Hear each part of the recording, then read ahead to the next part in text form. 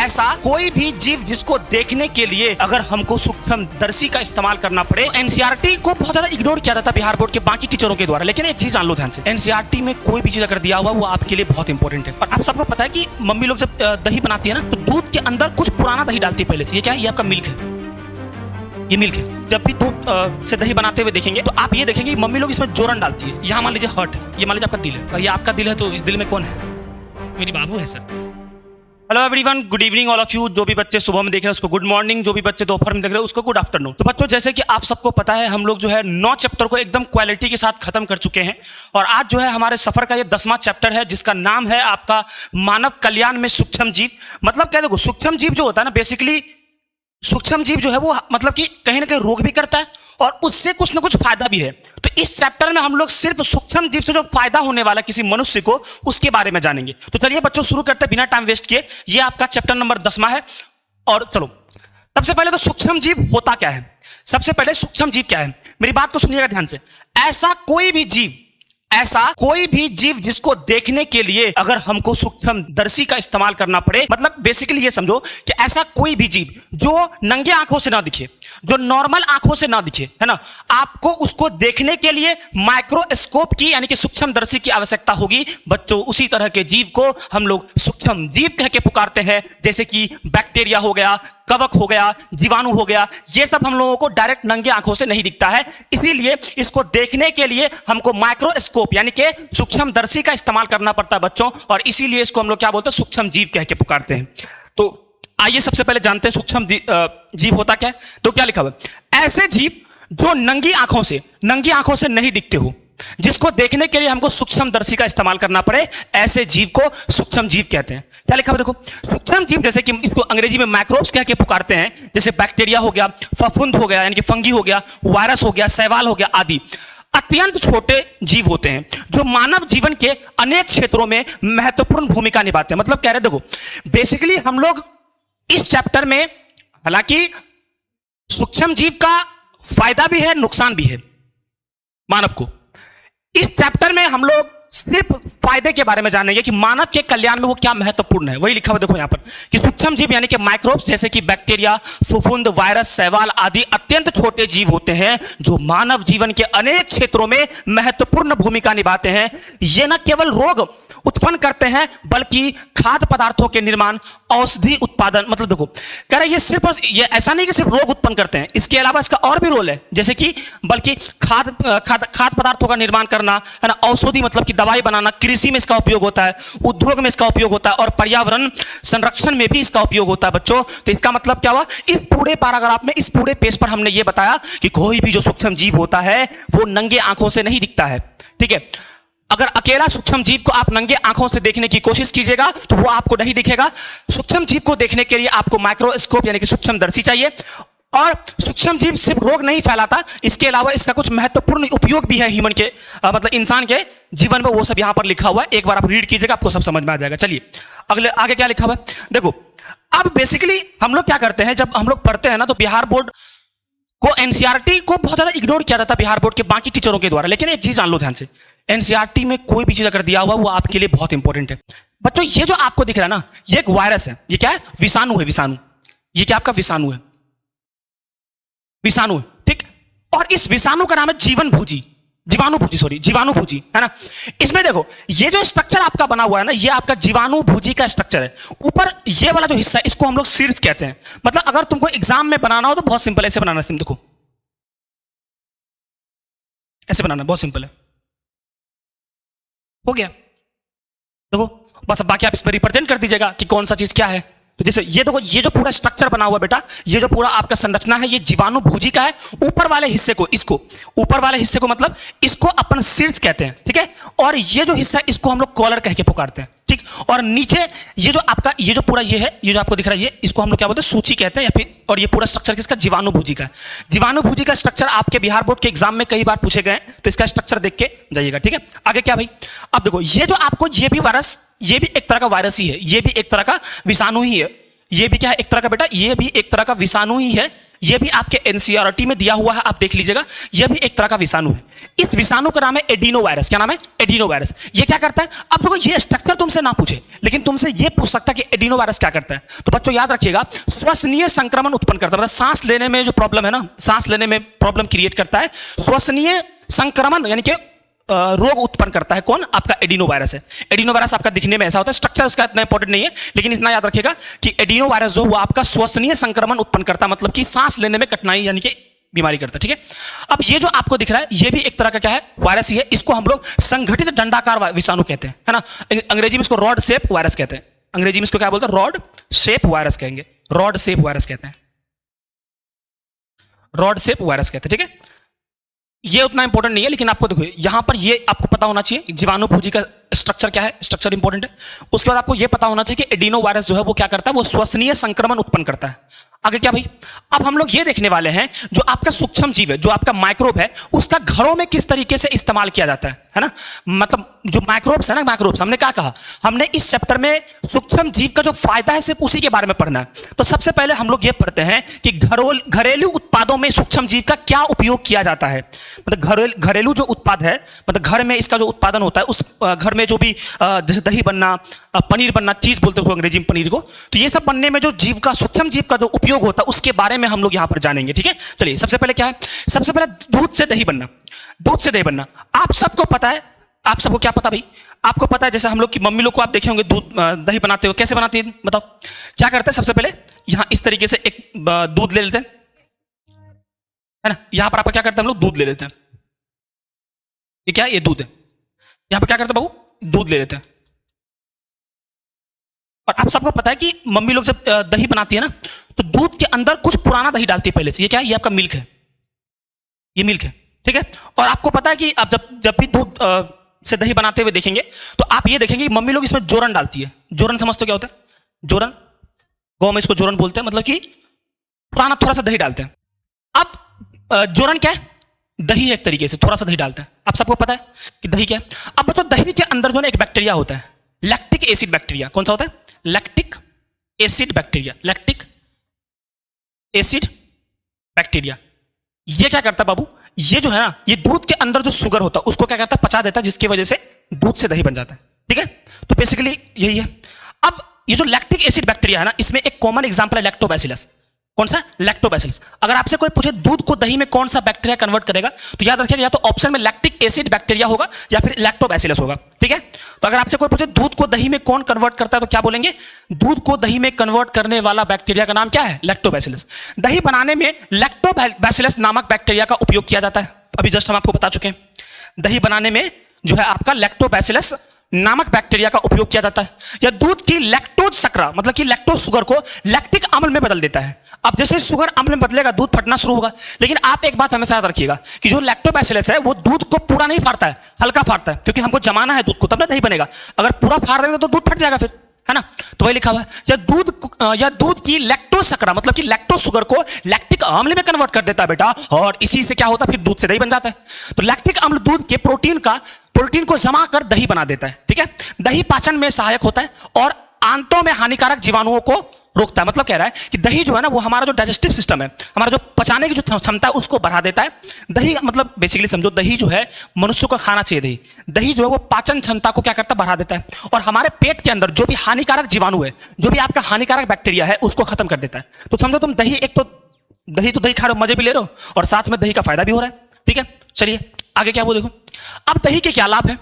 दही के अंदर विटामिन B12 की मात्रा ज्यादा होती है। दही के अंदर विटामिन B12 की मात्रा ज्यादा होती है। अमाशय में रोगजनक सूक्ष्म जीव से बचाती है, पढ़ा चुके हैं। दही क्या बेटा? प्रोबायोटिक है। सर ये प्रोबायोटिक क्या होता है? प्रोबायोटिक का मतलब होता है लाभकारी जीवाणु जो आंतों में स्वास्थ्य के लिए अच्छे होते हैं। मतलब कि ऐसा जीवाणु जो हमारे आंत जो है, आंत उसके स्वास्थ्य के लिए अच्छे होते हैं। इस तरह के जीवाणु अगर हो तो उसको प्रोबायोटिक कहते हैं। तो दही में क्या होता है? उसी तरह का जीवाणु होता है, इसलिए हम दही को क्या बोलते हैं? ये आपका प्रोबायोटिक है। ठीक है, चलिए आगे क्या भाई? अब ये तो आपका हो गया घरेलू उत्पादन में। अगला क्या आपका? किण्वन यानी कि फर्मेंटेशन। किण्वन अगला टॉपिक है। किण्वन यानी कि फर्मेंटेशन क्या होता है? आइए इसको भी देखते हैं फटाफट से। सबसे पहले आप सबको पता है कि ब्रेड के बारे में, ब्रेड हल्का फूला हुआ होता है, है ना, और हल्का सा मुलायम होता है। तो अब यहां पर बस आपको इतना याद रखना है बेटा कि ब्रेड को बनाने के लिए हम लोग क्या करते हैं, हम लोग ईस्ट का इस्तेमाल करते हैं। ब्रेड को बनाने के लिए हम लोग क्या करते हैं, ईस्ट का इस्तेमाल करते हैं। और बच्चों उस ईस्ट का नाम क्या होता है, तो अगर आपसे कोई पूछे जो ब्रेड बनाने के लिए हम लोग ईस्ट का इस्तेमाल करते हैं, उस ईस्ट का नाम क्या है, तो आप बच्चे याद रखेंगे सैक्रोमाइसिस सर्वसियाई, ये उस ईस्ट का नाम है, ठीक है, का उपयोग किया जाता है। ईस्ट क्या करता है, CO2 गैस बनाता है, जिससे आटा फूल जाता है और उनको मुलायम लगता है। अरे देखियो ना, ब्रेड क्या होता है, फूलता है ना, रोटी भी तुम देखोगे फूलेगा, समझ में आ रहा है। तो ब्रेड क्या है, पहले बस आपको इसमें इतना ही याद रखना है बेटा कि ब्रेड जो है वो कौन बनाता है। तो आप बच्चे याद रखेंगे कि ब्रेड जो है वो एक ईस्ट के द्वारा बनाया जाता है, और उस ईस्ट का क्या नाम है बेटा, सैक्रोमाइसिस सर्वसियाई नाम है। चलिए आगे क्या है, इडली डोसा और ढोकला। अरे खाया है कभी इडली डोसा, देख लो अच्छे से बाबू, जीवन में अगर पढ़ोगे लिखोगे नहीं तो यही सब बेचना पड़ेगा। बस आप इतना याद रखिएगा कि इडली जो है ये फर्मेंटेशन से यानी कि किण्वन से बनता है, किण्वन से बनता है, ठीक है। अगर आपसे कोई पूछे किण्वन से क्या बनता है तो क्या बोलोगे, इडली डोसा ढोकला, है ना, फर्मेंटेशन से। इससे क्या होगा, स्वाद बेहतर हो जाता है, पाचन आसान और पोषण बढ़ा देता है, ठीक है। आपको तो बस इस पेज में इतना याद रखना है बेटा कि इडली डोसा हो चाहे फिर ढोकला हो, ये सारे के सारे जो है ये फर्मेंटेशन यानी कि किण्वन से बनता है। चलिए आगे क्या है, आगे देखो। अब चीज यानी कि पनीर, आप सबको पता है कि पनीर भी जो है एक तरीके का पनीर के अंदर भी बेटा सूक्ष्म जीव का इस्तेमाल किया जाता है बनाने के लिए, और ये सब मनुष्य के इस्तेमाल के लिए ही तो है, ये सब मनुष्य के इस्तेमाल के लिए ही तो है। और अगर मनुष्य के इस्तेमाल के तो बढ़िया है ना भाई। देखो क्या कह रहा है, पनीर यानी कि चीज जिसको अंग्रेजी में कहते हैं, सूक्ष्म जीव की मदद से दूध को फाड़ कर पनीर का निर्माण किया जाता है, समझे। मतलब सूक्ष्म जीव की मदद से हम लोग क्या करते हैं, दूध को फाड़ देते हैं, जिससे आगे जाकर क्या होता है, पनीर का निर्माण होता है। पनीर की सैकड़ों किस्में पाई जाती है, मतलब पनीर कई तरह के होते हैं, है ना। पनीर जो है वो कई तरह के, देखो यहाँ पे क्या लिखा हुआ है कि सूक्ष्म जीव की मदद से हम लोग दूध को फाड़ते हैं और क्या बनाते हैं बेटा, पनीर बनाते हैं, राइट। और यहां पर पनीर की कई सारी किस्में होती हैं। विभिन्न प्रकार के पनीर बनाने के लिए भिन्न भिन्न प्रकार के सूक्ष्म जीव का प्रयोग किया जाता है। सभी प्रकार के पनीर का स्वाद और खुशबू अलग अलग होते हैं, ठीक है, समझ गए। यहां पर क्या क्या लिखा हुआ है कि जो सूक्ष्म जीव, इसमें हम क्या समझा, बहुत सिंपल टॉपिक है यार, है ना। बस ये सब तो आप ये चैप्टर खुद से भी पढ़ोगे तब भी समझ में आ जाएगा, ठीक है ना। सूक्ष्म जीव की मदद से हम लोग क्या करते हैं, सबसे पहले दूध को फाड़ते हैं, है ना। और पनीर, उसके बाद क्या होगा, पनीर की कई सारी किस्में होती है, कई तरह के पनीर होते हैं, ठीक है। और सारे मतलब कि जैसे अलग अलग पनीर को बनाने के लिए हम लोग अलग अलग सूक्ष्म जीव का इस्तेमाल करते हैं। जैसा जैसा सूक्ष्म जीव का इस्तेमाल करोगे बेटा, वैसा उसका स्वाद होगा और वैसा ही उसका खुशबू होगा। चलिए आगे क्या है, देखो नेक्स्ट। अब देखो अगर हम पनीर की बात करें तो देखो दो पनीर जो आपके एग्जाम में कई बार पूछे जाते हैं उसके बारे में जान लीजिए। एक तो है आपका स्विस पनीर, जिसको अंग्रेजी में स्विस चीज कहते हैं। अगर आपसे कोई पूछे जो स्विस पनीर है, स्विस पनीर जो है, इसको कौन सा सूक्ष्म जीव का इस्तेमाल करके बनाया जाता है, तो क्या बोलोगे, प्रोपाइनोबैक्टीरियम सार्मेनी। कौन सा, प्रोपाइनोबैक्टीरियम सार्मेनी। और बेटा ये एक तरह का जीवाणु होता है, ठीक है। और एक और आपका पनीर है रॉकीफोर्ट पनीर, इसको हम लोग बनाते हैं पेनिसिलियम रॉकीफोर्टी से। ये एक तरह का क्या है, कवक है, मतलब कि फंगी है, समझ में आया। तो हमारे पास हमारे सिलेबस में दो तरह का पनीर है। एक तो है आपका स्विस पनीर, जिसको हम लोग क्या बोलते हैं, जो स्विस पनीर है ये आपका किस सूक्ष्म जीव से बनाया जाता है, प्रोपाइनोबैक्टीरियम सार्मेनी। ये आपका क्या है, जीवाणु है एक तरीके का। और अगर बात करें दूसरे पनीर की, उसका नाम है रॉकीफोर्ट पनीर, जो आपका पेनिसिलियम रॉकीफोर्टी से बनाया जाता है। पेनिसिलियम रॉकीफोर्टी एक तरह का क्या है बेटा, कवक है, ठीक है। चलिए आगे देखते हैं क्या है। चलिए ये देखो, ये जो आपका ये आपका स्विस चीज है। ये क्या आपका स्विस चीज है, स्विस चीज है ना, स्विस पनीर है। और ये आपका रॉकीफोर्ट पनीर है, ये आपका रॉकीफोर्ट पनीर है। अब एक बात याद रखना, तुम एक चीज देखो, यहां पर जो स्विस पनीर को आप देखेंगे तो यहां पर जो छेद है ना, छेद होल जो है, ये आपका क्या बड़ा होल है। इसमें क्या होता है, बड़ा होल होता है, होल लार्ग होता है, होल आपका यहां पर बड़ा होता है, लार्ग होता है। यहां से CO2 निकला होगा, ठीक है। और इसमें क्या होता है, रॉकीफोर्टी में होल क्या होता है, आपका छोटा होता है, होल आपका स्मॉल होता है, ठीक है। चलिए ये सब तो खैर नीट के लिए है, तुम बस इतना याद कर लो, ये तुम्हारा स्विस पनीर, ये तुम्हारा रॉकीफोर्ट पनीर। आपको बस ये पता होना चाहिए कि कौन सा पनीर किस जीवाणु से बनता है। चलिए अगला क्या है, टॉडी क्या होता है। देखो बेटा आपको पता है ताड़ी का एक प्लांट होता है ना, पाम ट्री, जिसको हम लोग पाम ट्री कहते हैं अंग्रेजी में। ये देखो, ये मान लो ये आपका टॉडी का प्लांट है, सॉरी यहाँ देखो, ये मान लो आपका टॉडी का प्लांट है। और होता क्या, आप देखे होंगे, आप सब देखे होंगे इस तरह का प्लांट, ताड़ी जिसको कहते हैं, ताड़ी, ताड़ी तो जानते ही हो तुम लोग यार, ताड़ी। देखो इसमें क्या होता है, इसमें पत्ता कुछ इस तरीके का होता है, ऐसा। एक मिनट रुक जाओ, इसमें कुछ इस तरीके का पत्ता होता है ऐसे।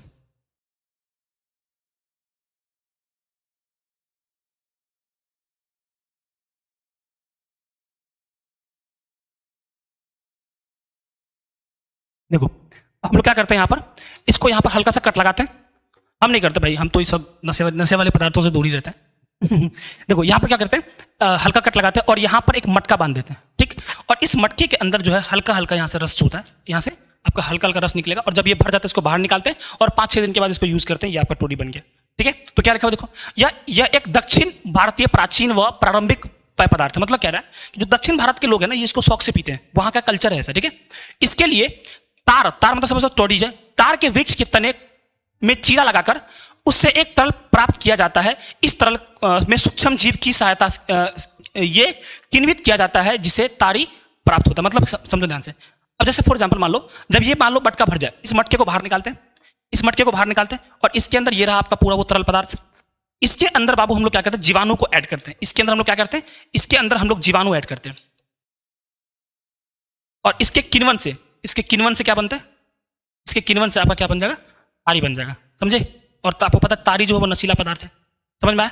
तो बेसिकली क्या है यह, अब एक बात याद रखो, अगर तुमसे तारी पूछे तो यह एक दक्षिण भारत प्राचीन, मतलब दक्षिण भारत के लोग इसको मतलब कि पारंपरिक तरीके से यूज करता है, उन लोगों का मतलब शौक बोल लो या फिर कल्चर बोल लो, ऐसा कल्चर है, ठीक है। इसमें क्या करते हैं, जो तार का वृक्ष होता है ना, उसमें चीरा लगाते हैं और वहां से एक तरल पदार्थ निकालते हैं जो मटका में बांध देते हैं, ठीक है। उस मटका में वो तरल पदार्थ धीरे धीरे वहां पे जमा होता है और बाद में जब वो भर जाता है उसको बाहर निकालते हैं और उसके अंदर सूक्ष्म जीव का यानी कि जीवाणु को ऐड करते हैं और उसके किण्वन से हम क्या बनाते हैं, तारी बनाते हैं। और ये तारी क्या होता है बेटा, नशीला पदार्थ होता है। चलिए आगे देखिए, अगला क्या है, औद्योगिक उत्पादों में सूक्ष्म जीव, मतलब कि बड़े लेवल पे जो सूक्ष्म जीव का क्या रोल है, बड़े लेवल पे, है ना। चलिए तो सबसे पहले इसमें हम लोग क्या करेंगे, देखो क्या लिखा हुआ, देखो लिखा हुआ है कि आज मानव के प्रयोग में आने वाले विभिन्न उत्पादों का औद्योगिक स्तर पर बनाया जाता है। मतलब कह रहा है कि मानव के प्रयोग में आने वाले बहुत सारे ऐसे प्रोडक्ट है, बहुत सारा ऐसा पदार्थ है जिसको बहुत बड़े लेवल पे बनाते हैं। जैसे मान लो एंटीबायोटिक, शराब, ये सब क्या बेचते हैं ना लोग, बड़े लेवल पे बेचते हैं, ठीक है। उसके बाद विभिन्न उद्योग में जैसे किण्वित पेय, प्रतिजैवक रसायन आदि में सूक्ष्म जीव का उपयोग होता है, ठीक है। मतलब कह रहा है इन सब चीजों में उपयोग होता है। बेसिकली किसमें हो रहा है, विभिन्न उपयोग में, जैसे कि किण्वित पेय में, प्रतिजैविक मतलब एंटीबायोटिक में, रासायनिक आदि में, इन सब चीजों में सूक्ष्म जीव का प्रयोग होता है। मतलब कह रहा है कि सूक्ष्म जीव का बहुत सारा प्रयोग होता है भाई आजकल के दौर में। बहुत आसान चैप्टर है यार। चलो आगे देखो क्या, अब ये किण्वित पेय क्या होता है भाई, अब ये आपका किण्वित पेय क्या होता है, किण्वित पेय क्या होता है, किण्वित पेय क्या होता है, देखो किण्वन प्रक्रिया द्वारा प्राप्त होने वाले पदार्थों को किण्वित पेय कहते हैं। किण्वन की प्रक्रिया के द्वारा अगर हम कोई भी पदार्थ का मतलब कि निर्माण करते हैं बेटा, उसको हम लोग क्या बोलते हैं, किण्वित पेय कहते हैं, समझे। अगर आपसे कोई पूछो किण्वित पेय क्या है, तो बच्चों याद रखिएगा, किण्वन प्रक्रिया के द्वारा प्राप्त किया जाने वाला कोई भी पदार्थ आपका किण्वित पेय कहलाता है, ठीक है। अब क्या लिखा है देखो, इसके लिए ईस्ट या खमीर का उपयोग किया जाता है, इसलिए ईस्ट को ब्रीवर्स ईस्ट भी कहते हैं, ठीक है। मतलब कह रहा है कि इसको बनाने के लिए हम लोग क्या करते हैं कि ईस्ट का प्रयोग करते हैं, इसलिए हम लोग उसको ब्रीवर्स ईस्ट भी कहते हैं, ठीक है। चलिए अब क्या है, शराब निर्माण में सूक्ष्म जीव का क्या रोल है। देखो सबसे पहले कच्चा माल मतलब रॉ मटेरियल, ठीक है। हम लोग क्या करते हैं कि कच्चा माल का इस्तेमाल करके हम लोग क्या करते हैं, इसको उत्पाद में बदलते हैं। उत्पाद मतलब शराब बनाते हैं, समझे। कच्चा माल यानी कि रॉ मटेरियल का इस्तेमाल करके हम लोग क्या करते हैं, यहां पर आपका उत्पाद ये सब बनाते हैं, ठीक है।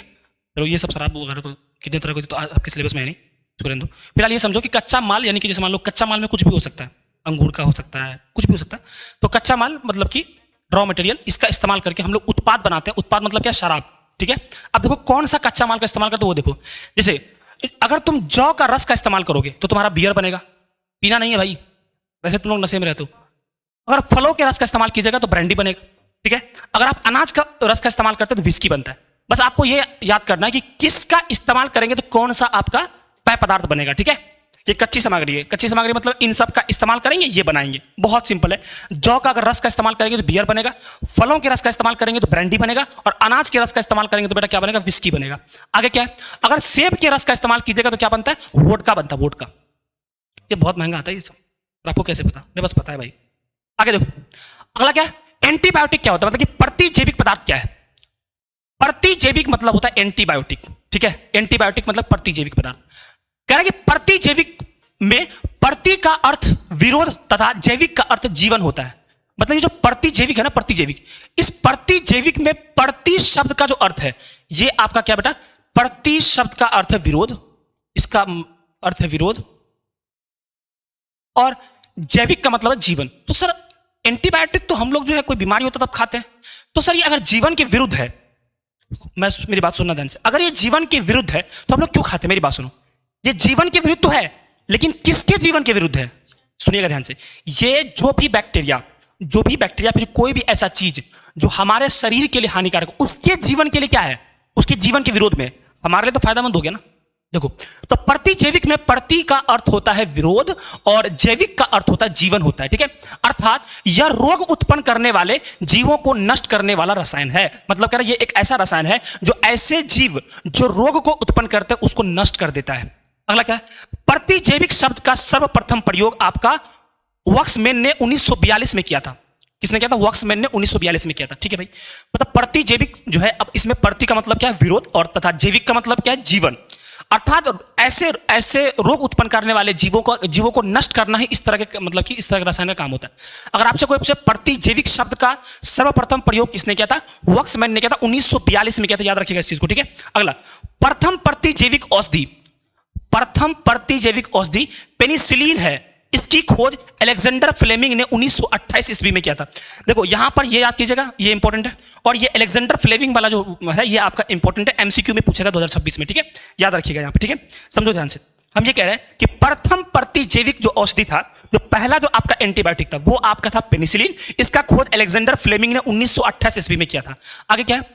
पेनिसिलिन का निर्माण, कह रहा है कि पेनिसिलिन का निर्माण पेनिसिलियम नोटेटम कवकों से होता है। मतलब अगर तुमसे कोई पूछे, देखो मेरी बात सुनो, बहुत सिंपल है। अगर प्रतिजैविक पदार्थ की बात करें तो प्रतिजैविक पदार्थ में प्रति का मतलब विरोध होता है और जैविक का मतलब जीवन होता है। मतलब सर, ऐसा कोई भी जीव जो हमारे शरीर में कोई रोग उत्पन्न कर सकता है, उसके खिलाफ जो, मतलब उसको जो नष्ट कर देता है, वो आपका कौन होता है बेटा? वो आपका होता है प्रतिजैविक रसायन, ठीक है। उसके बाद अगर आपसे कोई पूछे कि प्रतिजैविक शब्द का प्रयोग सबसे पहले किसने किया? वैक्समैन ने किया था 1942 में। फिर अगर आपसे कोई पूछे पहला प्रतिजैविक कई तरह के होते हैं, बहुत तरह का एंटीबायोटिक होता है, आपके आसपास भी बहुत तरह दिखेगा, जैसे मतलब क्लेवाम हो गया, टैक्सिम हो गया, टैबलेट की बात कर रहे हैं, तो बहुत तरह का एंटीबायोटिक होता है। तो अगर आपसे कोई पूछे सबसे पहला एंटीबायोटिक उन सब में से कौन सा था? पेनिसिलिन था। किसने खोज किया था? अलेक्जेंडर फ्लेमिंग ने, ठीक है। और कब खोज किया था? देखो 1928 ईस्वी में, सॉरी कब किया था? 1928 ईस्वी में। अब अगर आपसे कोई पूछे जो पेनिसिलिन है, पेनिसिलिन जो मतलब आपका प्रतिजैविक, वो कहां से निकाला गया? तो बच्चों याद रखिए, कवक से। किससे? कवक से। ये आपका कवक से निकाला गया था, और उस कवक का नाम क्या था? पेनिसिलिन नोटेटम, है ना। तो ये पेनिसिलिन जो है, ये सबसे पहले पेनिसिलिन नोटेटम से निकाला गया था। इस प्रतिजैविक का द्वितीय विश्व युद्ध में 1939 से 1944 के दौरान व्यापक रूप से मतलब यूज हुआ था, ठीक है। मेरी बात सुनो, अब सुनो ध्यान से। ये जो आपका अलेक्जेंडर फ्लेमिंग था, वो उन्होंने गलती से मतलब कि खोज कर दिया था किसका? पेनिसिलिन का, जानबूझ के नहीं किया था। बाद में पेनिसिलिन जो है वो आपका प्रतिजैविक है। इसको आधारित किसने किया? हर्बर्ट फ्लोरे पेनिसिलिन को एक प्रभावशाली और शक्तिशाली प्रतिजैविक के रूप में पुष्टि किया था। मतलब कि हर्बर्ट और फ्लोरे, ये दो साइंटिस्ट थे, इन्होंने क्या किया? आगे जाकर के जो पेनिसिलिन है वो एक तरह का प्रतिजैविक है, इसको सिद्ध किया था, ठीक है। चलो आगे देखो। अब क्या भाई? फ्लोरे फ्लेमिंग को इस सब महत्वपूर्ण खोज के लिए 1945 ईस्वी में नोबेल पुरस्कार दिया गया था। मतलब अगर आपसे कोई पूछे कि मतलब नोबेल पुरस्कार जो है प्रतिजैविक के लिए किसको दिया गया? तो फ्लोरे चेन को और फ्लेमिंग को दिया गया था, अलेक्जेंडर फ्लेमिंग को 1945 ईस्वी में। ये बहुत ही महत्वपूर्ण खोज था, इसके लिए नोबेल पुरस्कार दिया गया था। इसका इस्तेमाल हम लोग कहां कहां पर करते हैं? काली खांसी में करते हैं, प्लेग में करते हैं, कुष्ठ रोग में करते हैं, और डिप्थेरिया आदि रोगों में प्रतिजैविक का उपयोग किया जाता है। मतलब ये सब बीमारी का नाम है, काली खांसी हो गया, है ना, प्लेग हो गया, कुष्ठ रोग हो गया, डिप्थेरिया हो गया, इन सब के अंदर बेटा प्रतिजैविक का इस्तेमाल करते हैं, ठीक है। चलिए अब हम लोग आगे नेक्स्ट टॉपिक पर। अगला टॉपिक है आपका रसायन, एंजाइम तथा अन्य जैव सक्रिय अणु, है ना। मतलब कि जैसे समझो कि हम लोग जो है कुछ केमिकल ऐसा बनाया जो जिसमें जीवाणु का इस्तेमाल करके हम बनाए, कुछ ऐसा मतलब कि आपका एंजाइम है जिसका हम लोग जीवाणु का इस्तेमाल करके बनाए, उसके बारे में हम लोग पढ़ने वाले हैं। देखो क्या लिखा हुआ है, कुछ विशेष प्रकार का रसायन हो, जैसे कि कार्बनिक अम्ल हो गया, अल्कोहल हो गया तथा एंजाइम आदि का व्यावसायिक तथा औद्योगिक उत्पादन में सूक्ष्म जीवों का बड़े पैमाने पर उपयोग किया जाता है। मतलब कह रहा है कि जो बड़े लेवल पर जो कार्बनिक अम्ल हो गया, अल्कोहल हो गया, एंजाइम हो गया, इन सबको बड़े लेवल पर बनाने के लिए, बड़े लेवल समझते हो, बना के बेचना, तो उस लेवल तक बनाने के लिए आपका जीवाणु का इस्तेमाल किया गया है। देखो सबसे पहले आपका है ऑर्गेनिक एसिड। देखो सबसे पहले, अब यहां पर ये बहुत इंपॉर्टेंट है, इससे एक क्वेश्चन आना ही आना है, वेरी वेरी वेरी इंपॉर्टेंट। अब आगे अगले 10 मिनट तक हम जो पढ़ाएंगे उससे एक क्वेश्चन तो आना ही है।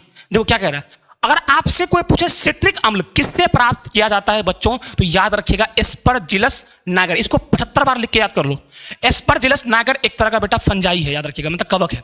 अगर आपसे कोई पूछे सिट्रिक अम्ल कहां से प्राप्त किया गया है, तो एस्परजिलस नागर से, ठीक है। उसके बाद ब्यूटारिक अम्ल, ये आपका प्राप्त किया गया क्लोस्ट्रिडियम बोटेलियम से। ये आपका जीवाणु एक तरह का बैक्टीरिया है। कौन?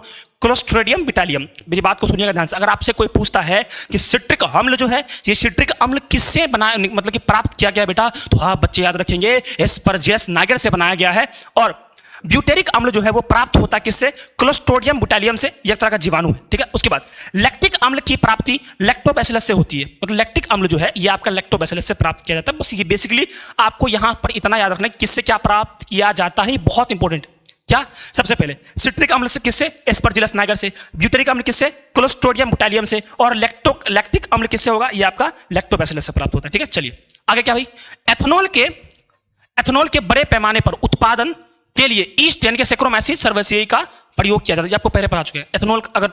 एथेनॉल जो है ये अगर आपको एथेनॉल बड़े पैमाने पर बनाना है तो इसके लिए हम लोग एक ईस्ट का इस्तेमाल करते हैं जिसका नाम क्या है? सैक्रोमैसिस नाम है, ठीक है। अब आइए एंजाइम के ऊपर बात करते हैं। मतलब बहुत सारा ऐसा एंजाइम है जो बच्चों जो आपका जो बनाया गया है किससे? जीवाणु के द्वारा बनाया गया।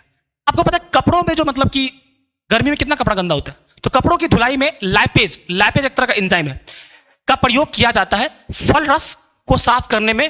पैक्टिनेज एवं, छोड़ो इसको, यहां देखो मेरी बात सुनो। हम जो कर कपड़ा जो साफ करते, किससे साफ करते हैं? सर्फ से और साबुन वगैरह से। सर्फ के अंदर ये आपका एंजाइम होता है लाइपेज। ये क्या करता है? जो ऑयली स्टेन होता है ना, जो जैसे पसीना का एक तरह का तेल ही तो हुआ, तो पसीना वाला जो ये उसको क्या करता है? वो लाइपेज उसको डाइजेस्ट कर देता है। पहला पॉइंट। दूसरा, कभी आप खुद से जूस बनाए हैं? जब आप खुद से घर में जूस बनाते हो उसमें छोटा छोटा फाइबर दिखेगा आपको, लेकिन जब आप मैंगो जूस बाहर कहीं मतलब मार्केट से खरीद के पीजिएगा माजा, तो उसमें क्या होता है? उसमें फाइबर नहीं होता। क्यों? क्योंकि बेटा उसके अंदर हम लोग क्या डालते हैं? पैक्टिनेज डालते हैं। ये पैक्टिनेज क्या करता है? उसके अंदर जो फाइबर उसको डाइजेस्ट कर देता है। सिंपल समझ के, कपड़ा धोने वाले डिटर्जेंट पाउडर में क्या होता है? लाइपेज होता है। और बोतल जूस जो होता है, बोतल जूस, उसको साफ करने के लिए हम लोग पैक्टिनेज का इस्तेमाल करते हैं। चलिए आगे अगला एंजाइम क्या है?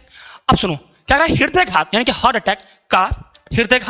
अटैक का मुख्य कारण हमारे खून की वाहिकाओं में थक्के क्लॉट जमना है। मेरी बात सुनो, जैसे मान लो मेरी बात सुनो, ऐसे समझो यहां मान लीजिए हार्ट है, ये मान लीजिए आपका दिल है ना, ये आपका दिल है, तो इस दिल में कौन है? मेरी बाबू है सर। मान लीजिए ये आपका दिल है, ठीक है। इस दिल पे मान लीजिए ये आपका जा रहा है वाहिका, खून की वाहिका। ये मान लीजिए खून की वाहिका जा रहा है, ठीक बेटा, खून की वाहिका जा रहा है, ठीक। अब मान के चलिए यहां पर खून का थक्का जम गया हो। ये देखो, ये आपका खून का थक्का जम गया। अब जाहिर सी बात है, अगर खून का थक्का जम जाएगा तो होगा क्या कि जितना खून यहां से इधर जाना चाहिए हार्ट के पास, उतना जा नहीं पा रहा है।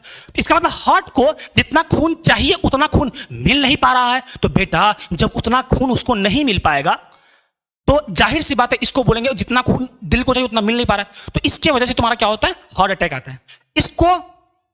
इसको मतलब कि अगर आपको इस थक्के को हटाना है, अगर आप इस थक्के को हटाइएगा तो क्या होता है? इस थक्के को हटाने के बाद आपका मतलब कि बेसिकली ब्लड उतना सप्लाई होने लगेगा, ठीक है। तो इस थक्के को हटाने के लिए कौन रिस्पॉन्सिबल है? स्ट्रेप्टोकाइनेज नाम का एक एंजाइम होता है, उसका इस्तेमाल करते हैं, ठीक है। समझ गए? तो अगर आपसे कोई पूछे हृदयघात के लिए, हृदयघात में किसका इस्तेमाल करेंगे?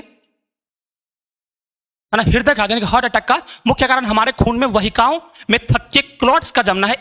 इसे हटाने या थक्का सॉफ्ट एंड क्लॉट ब्लस्टर में स्ट्रेप्टोकाइनेज नामक एंजाइम का प्रयोग करते सफलतापूर्वक किया जाता है। यह एंजाइम स्ट्रेप्टोकोकस जीवाणु से प्राप्त किया गया। मतलब समझिए, मतलब यहां पर ये कह रहा है हार्ट अटैक जो है वो मतलब कि जब खून का जो वहिका होता है, मतलब जो नस होता है, अगर उसके अंदर ब्लड जम जाए तो उसकी वजह से जितना खून हार्ट के पास पहुंचना चाहिए उतना हार्ट के पास पहुंच नहीं पाएगा, तो हार्ट अटैक आ जाएगा। इसका इलाज क्या है? इसके लिए हम लोग एक एंजाइम का इस्तेमाल करते हैं, उसका नाम है स्ट्रेप्टोकाइनेज। ये जो स्ट्रेप्टोकाइनेज है वो उस थक्के को पिघला देता है, बेसिकली ये कहो। और स्ट्रेप्टोकाइनेज आपका निकाला गया स्ट्रेप्टोकोकस से, ठीक है। चलिए अगला क्या है? अगला एंजाइम आपका साइक्लोस्पोरिन ए, जैव सक्रिय अणु है जिसका प्रयोग अंग प्रतिरोपण में प्रतिरक्षा निरोधक कारक के रूप में रोगियों में दिया जाता है। इसका उत्पादन ट्राइकोडर्मा पोलीस्पोरम नामक कवक से किया जाता है। मेरी बात सुनो, जैसे आपको ऑर्गन ट्रांसप्लांटेशन समझते हो, जैसे मान लो किसी का किडनी किसी और को अगर ट्रांसप्लांट करना है तो उस केस के अंदर बच्चों जो रोगी होता है उसको हम लोग साइक्लोस्पोरिन ए नाम का एक केमिकल देते हैं। जैसे जब किडनी ट्रांसप्लांट होना हो, जब हार्ट ट्रांसप्लांट होना हो, तो ऐसे पेशेंट को हम लोग क्या करते हैं बेटा, एक साइक्लोस्पोरिन ए नाम का केमिकल देते हैं, जिसको हम लोग किससे निकाले? ट्राइकोडर्मा पोलीस्पोरम से निकाले। ये बच्चों एक तरह का कवक है, ठीक है। चलिए आगे क्या, बहुत सिंपल चैप्टर है, कुछ है नहीं इसमें। अब देखो मोलस्कस परप्रियस क्या है? यह एक तरह का ईस्ट है। ईस्ट से उत्पन्न इस स्टैटिन का व्यापारिक स्तर पर प्रयोग रक्त कोलेस्ट्रॉल को कम करने वाले कारक के रूप में किया जाता है। मतलब समझो, मतलब यहां पर एक होता है स्टैटिन, एक क्या होता है? स्टैटिन। इस स्टैटिन को निकाला गया किससे? मोलस्कस परपुरियस से। तो ये जो स्टैटिन है ये हमारे ब्लड के अंदर कोलेस्ट्रॉल के लेवल को मेंटेन करने का काम करता है, ठीक है। अगर आपसे कोई पूछता है कि ये जो आपका स्टैटिन है वो किससे निकाला गया है, तो बच्चों याद रखिएगा मोलस्कस परप्यूरियस से निकाला गया है। और बच्चों इसका जो काम है वो हमारे रक्त के अंदर जो कोलेस्ट्रॉल का लेवल बढ़ता है उसको मेंटेन करने के लिए होता है, ठीक है। चलिए अगला क्या आपका वाहित मल उपचार से सूक्ष्म जीव, है ना, मतलब वाहित मल उपचार में सूक्ष्म जीव। सर ये होता क्या, आइए इसके ऊपर बात करते हैं। ये बहुत इंपॉर्टेंट टॉपिक है बेटा। देखो अब समझो ध्यान से, क्या कह रहा है कि बड़े बड़े शहरों में, देखो बड़े बड़े शहरों व कस्बों में घरों से निकला मनुष्यों का मल वह नालियों में बहुत गंदा पानी वाहित मल सीवेज कहलाता है बेटा। अगर आपसे कोई, सबसे पहले समझो वाहित मल को किस तरीके से हम लोग साफ करते हो तो अलग मुद्दा है, उससे पहले आप ये समझिए कि वाहित मल होता क्या भाई। तो वाहित मल जो है, जो बड़े बड़े शहरों में मतलब कि घरों से जो, मतलब ऐसे समझो घरों से निकलने वाला गंदा पानी, नालों से निकलने वाला गंदा पानी, घरों से मतलब वॉशरूम से हो गया, बर्तन धोने में हो गया, तो इन सब से निकलने वाला गंदा पानी बच्चों एक साथ में वाहित मल, अंग्रेजी में इसे सीवेज कह के पुकारते हैं। पर क्या लिखा हुआ है, बड़े बड़े शहरों व कस्बों में घरों से निकला मनुष्यों का मल व नालियों में बहुत गंदा पानी वाहित मल कहलाता है। और इस वाहित मल को सीधे किसी नदी या झरने में डालना हानिकारक होता है। एक बात बताओ, घरों से जो गंदा पानी निकलेगा अगर हम किसी भी नदी में डालेंगे तो जाहिर सी बात है बेटा कि नदी भी गंदा हो जाएगा। तो हमें क्या जरूरत है, हमें जरूरत है बेटा, हमें किसकी जरूरत है, हमें जरूरत है उस पानी को साफ करके नदी में डालने की। हमें जरूरत है उस पानी को साफ करके नदी में डालने की। तो आइए सबसे पहले साफ कैसे करेंगे वो देखो। अब समझिएगा ध्यान से, ये पूरा जो प्रोसीजर है ये उसको साफ करने वाला प्रोसीजर है, ठीक है। रफली समझाते हैं, पूरा डायग्राम बनाने में काफी टाइम लग जाएगा, है ना। हाँ तो आइए तो सबसे पहले क्या भाई, अब मेरी बात सुनो, पहले समझ लो उसके बाद तो खैर पढ़ना ही है। देखो सबसे पहले समझो। अब बच्चों एक बात बताओ, जो घरों से गंदा पानी आता है, मान लीजिए यहां से इंटर किया, ये पूरा प्रोसीजर हर शहरों में लगाया गया, इस तरह का अरेंजमेंट हर शहरों में लगाया गया और इसको एसटीपी कहते हैं, सीवेज ट्रीटमेंट प्लांट कहते हैं। ये पूरा प्रोसीजर क्या है, एसटीपी, सीवेज ट्रीटमेंट प्लांट। अब सुनो, मान के चलो कि यहां से गंदा पानी इंटर किया, ये देखो इंटर किया। अब इस पानी को, मेरी बात को सुनना ध्यान से, हम जो कह रहे हैं, यहां पर क्या होता है, जाली लगा होता है, यहां पर आपका जाली लगा होता है। यहां तो पहले पतला जाली लगा होता है, सुनो पहले मोटा जाली लगा होता है, फिर धीरे धीरे आपका पतला जाली हो जाएगा,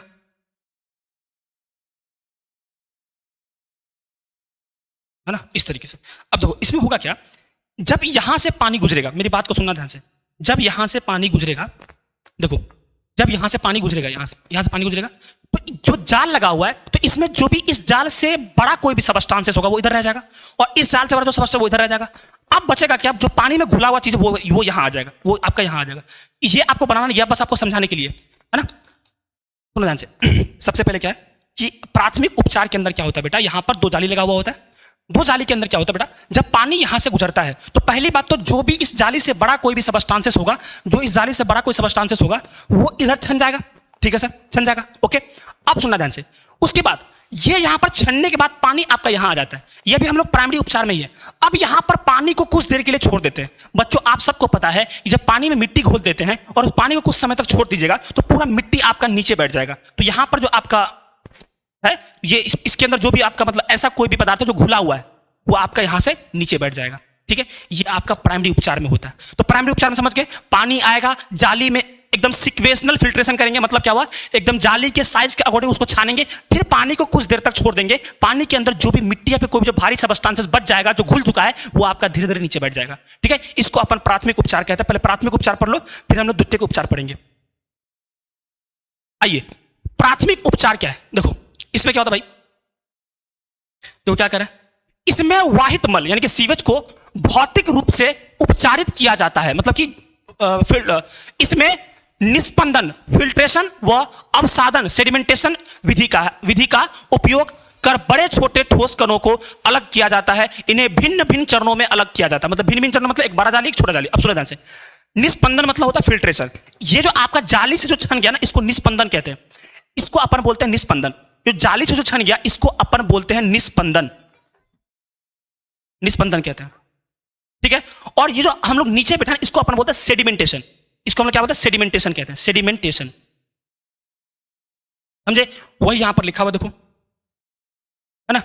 इसमें वहित मल को भौतिक रूप से उपचारित किया जाता है। इसमें निस्पंदन मतलब जाली से छानेंगे, वह अवसादन, अवसादन मतलब सेडिमेंटेशन, नीचे बैठा देंगे, विधि का उपयोग कर बड़े छोटे ठोस कणों को अलग अलग किया जाता है। इन्हें भिन्न भिन्न चरणों में अलग किया जाता है। ठीक है, अब आगे देखो, आरंभ में तैरते हुए, अब देखो आरंभ में तैरते हुए कूड़े करकट को अनुक्रमिक नियंत्रण द्वारा हटा दिया जाता है। अनुक्रमिक नियंत्रण निस्पंदन द्वारा हटा दिया जाता है, पहले पढ़ा चुके हैं।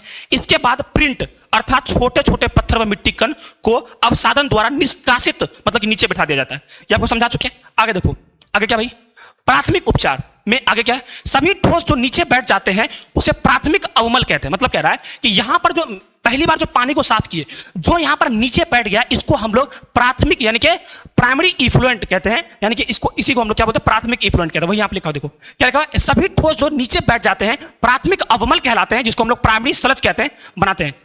तैरता भाग प्राथमिक बाह्य स्त्राव, प्राइमरी इफ्लुएंट। मतलब कह रहा है, मेरी बात सुनो, हम ये कह रहे हैं जब हम पहली बार पानी को साफ किए तो कुछ गंदा पार्ट बना, जिसको हम लोग बाहर निकालेंगे। अब इसको साफ करने के बाद, मतलब पानी को पहली बार साफ करने के बाद जो पानी बचा, उसको हम लोग क्या बोलते हैं, प्राइमरी इफ्लुएंट कहते हैं। यहां देखो, उसको हम लोग क्या बोलते हैं, प्राइमरी इफ्लुएंट कहते हैं। प्राइमरी इफ्लुएंट यानी कि प्राथमिक बाह्य स्त्राव कहते हैं। अब प्राइमरी इफ्लुएंट को प्राथमिक सेटलिंग टैंक से द्वितीयक उपचार के लिए भेज दिया जाता है। ठीक है, समझो मतलब क्या। अब देखो, मतलब बेसिकली यहां पर समझो, पहली बार पानी साफ किए, जो कचरा बचा उसको तो बाहर निकाल दो। अब पहली बार पानी को साफ करने के बाद जो साफ पानी है, उस पानी को हम लोग क्या करते हैं बेटा, द्वितीयक उपचार में भेज देते हैं। मतलब यहां भेज देते हैं, इसमें भेज देते हैं। अब देखो इस टैंक के अंदर क्या क्या होता है उसको पढ़ते हैं। देखो द्वितीयक उपचार, अगर हम द्वितीयक उपचार की बात करें तो द्वितीयक उपचार में क्या है, इसमें बाह्य स्त्राव को वायवीय टैंकों से ले जाया जाता है और इसे किसी यंत्र द्वारा हिलाया जाता है। ठीक है, इससे बाह्य स्त्राव में पाए जाने वाले कार्बनिक पदार्थों का वायवीय जीवाणु अपघटित कर देते हैं, जिससे जीवाणुओं की संख्या में तेजी से वृद्धि हो जाती है और यह एक झुंड बना लेता है, जिसे उनवर्क यानी कि फ्लॉक कहते हैं। उनवर्क बहुत इंपॉर्टेंट पूछता है। देखो मतलब यहां पर क्या, मेरी बात सुनो, अब इसके अंदर जो है ना, इसके अंदर कार्बनिक गंदा बचा हुआ है। इसके अंदर क्या बचा हुआ, कार्बनिक गंदा बचा हुआ, सुनना ध्यान से। अब जब इसके अंदर आपका कार्बनिक गंदा आएगा, यहां पर जब कार्बनिक गंदा पदार्थ आएगा तो इसके अंदर कुछ बैक्टीरिया होता है बेटा, कुछ बैक्टीरिया होता है और कुछ फंजाई होता है, जो दोनों मिलकर के एक ये बनता फ्लॉक।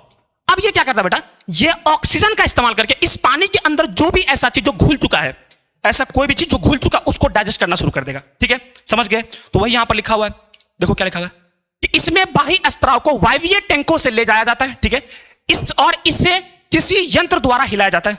इससे बाह्य स्त्राव में पाए जाने वाले कार्बनिक पदार्थों को वायवीय मतलब कि ऑक्सीजन का इस्तेमाल करके जीवाणु अपघटित कर देते हैं, जिससे जीवाणुओं की संख्या में तेजी से वृद्धि हो जाती है और यह झुंड बना लेता है। मतलब बेसिकली समझो, जीवाणु तो होता ही है, साथ में वो कवक के साथ झुंड बना लेता है, और जब जीवाणु और कवक आपस में झुंड बना लेगा, ये आपका उनक यानी कि फ्लॉक कहलाएगा। उनक पूछता है एग्जाम में, याद रखना। ठीक है, ये आपका एग्जाम में पूछता है। अब क्या कह रहे हैं, उनक में कवक और जीवाणु का झुंड होते हैं। ठीक है, उनक मतलब क्या है, कवक और जीवाणु का झुंड होगा, मतलब कि इसमें कवक भी होगा और आपका जीवाणु भी होगा। चलिए अब क्या कह रहा है, कवक के तंतु जीवाणु के साथ मिलकर ऊर्जा निर्मित करते हैं। इस प्रकार कार्बनिक को जीवाणु तेजी से कम कर देते हैं। इस कारण बाह्य स्त्राव को बीओडी बायोकेमिकल ऑक्सीजन डिमांड भी घटने लगती है। मेरी बात सुनो, अब ये बीओडी क्या होता है, सबसे पहले वो समझो। मैंने क्या कहा, यहां पर जो भी आपका गंदा पदार्थ आएगा उसको साफ कौन कर रहा है, उसको साफ कर रहा है आपका जीवाणु और कवक का जो उनवर्क है वो। अब हमने क्या कहा, मेरी बात को सुनना ध्यान से, हमने ये कहा कि यहां पर जो भी साफ करेगा बेटा, उसको साफ करने के लिए ऑक्सीजन का इस्तेमाल करेगा। अब सुनो, हमने क्या कहा, जो जीवाणु और कवक है वो साफ करने के लिए क्या करेगा, ऑक्सीजन का इस्तेमाल करेगा। तो बच्चों यहां पर आपको याद रखना है कि अगर 1 लीटर पानी को साफ करने के लिए कोई भी जीवाणु कवक कितना ऑक्सीजन का इस्तेमाल करता है, उसको बीओडी कहते हैं। मतलब कि oxygen demand, biochemical oxygen demand, कितना ऑक्सीजन का डिमांड है। मतलब कि कवक और जीवाणु जो है, कवक और जीवाणु मतलब कि 1 लीटर पानी को साफ करने के लिए कितना ऑक्सीजन का इस्तेमाल करता है बेटा, उसको बीओडी कहते हैं, बायोकेमिकल ऑक्सीजन डिमांड कहते हैं। ठीक है, अब जाहिर सी बात है, जितना ज्यादा कचरा होगा ऑक्सीजन उतना ज्यादा यूज होगा। मतलब मैं कह रहा हूं, जितना ज्यादा कचरा होगा पानी के अंदर उतना ज्यादा ऑक्सीजन का इस्तेमाल करेगा कौन, जीवाणु और कवक जो है आपका। समझ में आया, वही लिखा हुआ। देखो अब आगे पढ़ लो क्या क्या लिखा हुआ है। देखो, बीओडी ऑक्सीजन की वह मात्रा होती है जो 1 लीटर पानी में पाए जाने वाले कार्बनिक पदार्थों को अपघटित करने के लिए जीवाणु द्वारा उपयोग किया जाता है। पढ़ा चुके हैं, 1 लीटर पानी को साफ करने के लिए जितना भी जीवाणु ऑक्सीजन का इस्तेमाल करेगा वो आपका क्या बेटा, वही आपका बीओडी है। हम कह सकते हैं कि बीओडी जितना पानी में ज्यादा होगा उसमें कार्बनिक पदार्थ भी उतना ज्यादा प्रदूषित होगा। मतलब कह रहा है कि जितना ज्यादा प्रदूषित पानी होगा उसके अंदर उतना ज्यादा ऑक्सीजन का डिमांड होगा साफ करने के लिए, ठीक है। प्रदूषित होगा वह पानी भी उतना ज्यादा गंदा होगा, ठीक है। जब बाह्य स्त्राव बीओडी कम हो जाता है तो बाह्य स्त्राव निषादन टैंक में भेज दिया जाता है। इस अवसाद को सक्रिय आंपक एक्टिवेटेड स्लज कहते हैं। मतलब कह रहा है, जब देखो मेरी बात सुनो, ऐसे समझो, हम ये कह रहे हैं स्टार्टिंग में मान के चलिए जिस समय गंदा बहुत ज्यादा, उस समय बहुत ज्यादा ऑक्सीजन का इस्तेमाल करता होगा बैक्टीरिया, है ना, उस समय बहुत ज्यादा ऑक्सीजन का इस्तेमाल करता होगा। अब जैसे जैसे पानी साफ होगा ऑक्सीजन का जो डिमांड है वो कम होना शुरू हो जाएगा, वही लिखा हुआ है। और जब ऑक्सीजन का डिमांड कम होगा मतलब पानी लगभग साफ हो चुका है, तो फिर उसको वहां से हम लोग क्या कहते हैं, बाह्य स्त्राव निषादन टैंक में भेज देते हैं। ये भी एक टैंक होता है जहां पर अवसाद को सक्रिय अंपाक एक्टिवेटेड स्लज कहते हैं, ठीक है। इस प्रकार का उपचारित कह रहा है कि इस प्रकार का उपचारित पानी में प्रदूषकों की बहुत कम मात्रा पाई जाती है, जिसे अब किसी भी नदियों में, झरनों में डाला जा सकता है। मतलब अब जब यहां दूसरा बार हम साफ कर देंगे तब जो पानी बनेगा उसको हम किसी भी नदी या फिर किसी भी इसके अंदर डाल सकते हैं, ठीक है। चलिए अब इसके बाद 2 टॉपिक बचा हुआ है। अगला टॉपिक क्या, बायोगैस के उत्पादन में सूक्ष्म जीव का क्या रोल है। अब बायोगैस के उत्पादन में सूक्ष्म जीव का क्या रोल है, आइए इसके बारे में जानते हैं। चलिए सबसे पहले क्या कह रहा भाई, बायोगैस गैसों का वह समूह होता है। मतलब मेरी बात सुनो, बायोगैस गैस नहीं तो गैस का समूह होता है जिसमें मीथेन CH4 50 से 70%, ये आपका 70 से 80 होगा, ठीक है, 50 से 70, ठीक है, चलो है ना। देखो बायोगैस गैसों का वह समूह होता है जिसमें मीथेन आपका 50 से 70% होगा। वो अन्य गैस जैसे मान लो CO2 भी होगा, H2 भी होगा और H2S भी होगा। मतलब कह रहा है कि बेसिकली समझो बायोगैस जो है ना वो गैस नहीं, वो गैस का समूह है जिसके अंदर मीथेन सबसे ज्यादा होता है, उसके अलावा CO2 भी होता है, H2 भी होता है और H2S भी होता है, सम्मिलित होते हैं, ठीक है। जैव भारों से प्राप्त ऊर्जा का स्त्राव गैस के रूप में जैव गैस कहलाता है, ठीक है। पशुओं के गोबर में जैव गैस का निर्माण होता है। गोबर से प्राप्त जैव गैस को गोबर गैस या फिर बायोगैस भी कहते हैं, ठीक है।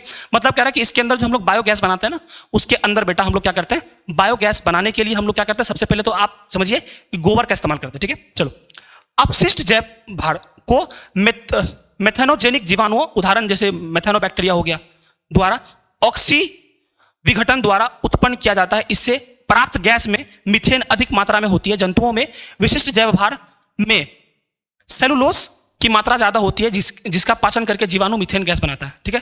मतलब कह रहे हैं देखो जो गाय का गोबर होता है ना, गाय क्या खाता है, प्लांट वगैरह खाता है, पत्ता वत्ता खाता है। पत्ता के अंदर जो बेटा आपका सेलुलोज ज्यादा होगा, उस सेलुलोज को डाइजेस्ट करता है और उस सेलुलोज को डाइजेस्ट करने से आपका क्या बनेगा, मीथेन गैस का फॉर्मेशन होता है, ठीक है। चलिए आगे क्या भाई, गोबर गैस के अंदर कौन कौन सा चीज होता है। एक आपका तो स्लरी टैंक, गोबर गैस के अंदर 3-4 भाग होते हैं, 2-3 भाग होते हैं, देख लो। इसमें निम्नलिखित भाग कौन कौन से, सबसे पहले स्लरी टैंक क्या होता है। इसमें एक छोटे से टैंक में गोबर को पानी के साथ मिलाया जाता है। मतलब कह रहा है कि देखो सबसे पहले क्या करते हैं, स्लरी टैंक के अंदर जो है हम लोग गोबर, देखो बेसिकली हम चाहे तो इसको डिटेल में पढ़ा सकते हैं बेटा, लेकिन आप लोग का जो टाइम है, मेरी बात को सुनो ध्यान से, वहां पर हम लोग को टाइम बचाना जरूरी है। मैं कितना भी शॉर्ट कर लूं, एक बात तुम निश्चित तौर पर लिख लो, एक भी क्वेश्चन आपके लेक्चर से बाहर नहीं जाएगा। कुछ चीजों को मैं यहाँ पे डायग्राम वगैरह नहीं ले रहा हूँ, तुम्हारे काम का नहीं है, ठीक है। चलो यहाँ देखो, इसमें एक छोटे से टैंक में गोबर को पानी के साथ मिलाया जाता है और स्लरी बनाते हैं। इस स्लरी को पाइप के द्वारा डाइजेस्टर ट्रंक में जोड़ा जाता है, ठीक है। मतलब कह रहे हैं मेरी बात सुनो, 2 टैंक होगा, इमेजिन करो 2 टैंक होगा, एक टैंक इधर एक टैंक इधर, ठीक है। इस टैंक के अंदर क्या करते हैं हम लोग, यहां देखो ये ऐसे टैंक होगा, ओहो ये एक टैंक होगा, और भाई साहब एक टैंक ये होगा, एक टैंक तुम्हारा ये होगा मान लो। इस टैंक के अंदर हम लोग क्या करते हैं, गोबर को और वाटर के साथ मिक्स करते हैं और धीरे धीरे इसको यहां पर डालते हैं, ठीक है। अब ये क्या देख लो, कह रहा कि इसमें एक छोटे से टैंक में गोबर को पानी के साथ मिलाया जाता है। अगर आपसे कोई स्लरी टैंक के अंदर क्या करते हैं, तो एक छोटा सा टैंक होता है जिसके अंदर गोबर को पानी के साथ मिक्स करते हैं और स्लरी बनाते हैं। फिर बाद में जब स्लरी बन जाएगा, उस स्लरी को पाइप के द्वारा हम लोग डाइजेस्टर टैंक से जोड़ देते हैं, ठीक है। अब देखो क्या, अब गैस होल्डर क्या है, डाइजेस्टर टैंक में बनी गैस तैरते हुए ऊपर की ओर गैस होल्डर में इकट्ठा हो जाती है। इस होल्डर में एक निकास पाइप उपस्थित होता है जिससे अगल बगल के घरों में गैस की जरूरतों को पूरा किया जाता है। मतलब समझो, मतलब ये कह रहा है भाई जो डाइजेस्टर टैंक है उसके अंदर स्लरी भेज दी, अब वहां पर स्लरी बहुत लंबे समय तक रहता है, तो जिसे धीरे धीरे वहां से गैस निकलता है। उस गैस को स्टोर करने के लिए ऊपर में एक चीज लगा देते हैं, वो आपका क्या कहलाता है, गैस होल्डर कहलाता है। अब ये देखो, चलो अब लास्ट टॉपिक है आपका बायो कंट्रोल एजेंट क्या है, जीव नियंत्रण होता क्या है। ये भी इंपॉर्टेंट है, पूछता है एग्जाम में। मेरी बात को सुनिएगा ध्यान से। जैसे मान लो बहुत सिंपल कहानी के तौर पे बताते हैं, सुनना ध्यान से। मान लीजिए बेटा, मान लीजिए ऐसा हो कि अगर हमको अपने खेत के अंदर, सुनना ध्यान से, अगर खेत के अंदर आपका कीड़ा मकोड़ा ज्यादा हो जाए, ऐसा कीड़ा जो मतलब हानिकारक है, तो किसान लोग क्या करते हैं? किसान लोग क्या करते हैं भाई, उस कीड़ा को खत्म करने के लिए क्या करते हैं किसान लोग? मेरे पैर में बहुत दर्द है ना, बहुत मुश्किल से पैर, तबियत ठीक नहीं है मेरा, नो। तो बेसिकली क्या है, हम ये कह रहे थे, हाँ, तो जब हमारे खेतों में जब कीड़ा मकोड़ा बढ़ जाता है, तो उस कीड़ा मकोड़ा को खत्म करने के लिए लोग, किसान लोग क्या करते हैं? पेस्टिसाइड का इस्तेमाल, मतलब केमिकल का छिड़काव करते हैं। अब जब वो जो केमिकल का छिड़काव करते हैं ना बेटा, तो वो जो केमिकल का छिड़काव करते हैं, उस केमिकल से होगा क्या? पहली बात तो मिट्टी प्रदूषित होगा। दूसरी बात, जो अब जैसे मान लो जो केमिकल होगा वो तो सारे कीड़े को मार देगा। जरूरी थोड़ा कि हर कीड़ा हमारे खेत के लिए मतलब कि हानिकारक ही हो, कुछ कीड़ा हमारे खेत के लिए लाभदायक भी हो सकता है। तो इससे क्या होगा, लाभदायक कीड़ा भी मारा जाएगा। तो इसका एक मतलब कि इलाज है जीव नियंत्रक। जीव नियंत्रक क्या है, समझो ध्यान से, यहां देखो, पढ़ो क्या लिखा हुआ है। जीव नियंत्रक वह विधि है जिसमें हानिकारक कीटों, रोगकारक जीवों या फिर खरपतवारों को नियंत्रित करने के लिए अन्य जीवित जीवों, प्राकृतिक अस्त्रों का उपयोग किया जाता है, जिससे रासायनिक कीटनाशकों का प्रयोग कम या फिर समाप्त हो सके। मेरी बात सुनो, मतलब कह रहा है कि जैसे मान लो कि कोई चीज है जो मान लो कोई कीट मतलब होता है पेड़, कीट मतलब क्या होता है, ऐसा कोई भी चीज जो हमारे फसल को खराब करे, कीड़ा मकोड़ा बेसिकली ना। अब मान लो कोई कीड़ा है जो हमारे फसल को खराब कर रहा है, हम लोग ऐसा कीड़ा लेके आएंगे जो उस फसल को खराब करने वाले कीड़े को ही खा ले। इससे क्या, केमिकल नहीं छिड़कना पड़ेगा, वही लिखा हुआ है, देख लो, पढ़ लेने के बाद। इसे ही जैविक नियंत्रण यानी कि बायोलॉजिकल कंट्रोल एजेंट कहा जाता है। ठीक है, चलो अब आपका लास्ट टॉपिक है भाई, बायो फर्टिलाइजर क्या है, लास्ट टॉपिक क्या है? जैव उर्वरक वे जीवित सूक्ष्म जीव होते हैं जो मिट्टी में मिलाए जाने पर पोषक तत्वों को उपलब्धता बढ़ा देते हैं, विशेषकर नाइट्रोजन, फास्फोरस एवं अन्य खनिज तत्वों को पौधों के लिए उपलब्ध करते हैं। मतलब समझो, बायो फर्टिलाइजर क्या करता है भाई? बायो फर्टिलाइजर जो है ये आपका पहली बात तो ये कि मिट्टी की जो उपज क्षमता है वो बढ़ा देता है। तो जैव उर्वरक वे जीवित सूक्ष्म जीव होते हैं जो मिट्टी में मिलाए जाने पर, अगर मिट्टी में उसको मिला देंगे, जो पोषक तत्व है ना उसकी उपलब्धि को बढ़ा देता है। जैसे मान लो विशेषकर कौन कौन सा, नाइट्रोजन हो गया, फास्फोरस हो गया, खनिज तत्व हो गया, इन सबका जो है पौधों के लिए उपलब्ध करा देता है। ठीक है, क्या लिखा भाई? जैव उर्वरक ऐसे जीवित सूक्ष्म जीव होते हैं जो पौधों के जड़ों के साथ सहजीवी या फिर स्वतंत्र रूप से रहकर वायुमंडलीय नाइट्रोजन को स्थिरीकरण, फॉस्फेट का घुलनशीलकरण तथा पौधों की वृद्धि को बढ़ाने के वाले पदार्थ का निर्माण करते हैं। वही चीज यहां पर लिखा हुआ दोबारा, ठीक है, सेम चीज लिखा हुआ है। अब देखो, जैव, अरे इतना बार ये पेज आ गया। अब देखो, अगर तुमसे कोई पूछे नाइट्रोजन स्थिरीकरण करने वाले जैव उर्वरक कौन कौन से, देखो सबसे पहले सहजीवी, मतलब उस सहजीवी का मतलब क्या है? इसको पौधे से भी कुछ ना कुछ फायदा होगा, पौधे को इससे भी कुछ ना कुछ फायदा होगा। आपको बस नाम याद रखना है, राइजोबियम। राइजोबियम क्या है? एक तरह का कोई सूक्ष्म जीव है जो दलहनी पौधे में मतलब क्या सिम्बायोट मतलब सहजीवी रिलेशन दिखाता है। ठीक है, एनाबीना और एजोला ये आपका धान के खेत में होता है, और एजोबैक्टर भी और आपका कोलोस्टोडियम भी है। ठीक है, चलिए यहां पर जो बच्चों आपका चैप्टर हो गया खत्म, अगले चैप्टर में मिलते हैं। अब सुनना ध्यान से, अगला जो लेक्चर आएगा वो आपका बायोटेक्नोलॉजी का आएगा, जिसमें हम लोग 2 चैप्टर, देखो मेरी बात सुनो, टोटल हमारा 10 चैप्टर हो चुका है। टोटल हमारा 10 चैप्टर आज के क्लास के बाद हो गया समाप्त। यस सर, बचा कितना? 6 चैप्टर। 6 चैप्टर में बायोटेक्नोलॉजी जो बेटा यानी कि 2 चैप्टर पूरा एक ही लेक्चर में आएगा। ठीक है, उसके बाद यानी कि अब बचा कितना? 4 चैप्टर। उसके बाद 3 चैप्टर पूरा इकोलॉजी, ऑर्गेनिज्म एंड पॉपुलेशन छोड़कर एक लेक्चर में आएगा। ठीक है, समझे? और लास्ट में आपका एक ऑर्गेनिज्म पॉपुलेशन लेक्चर आएगा। इसका मतलब क्या हुआ? अगले 3 लेक्चर में आपका पूरा सिलेबस खत्म। ठीक है बच्चों, मिलते हैं अगले क्लास में। Thank you so much.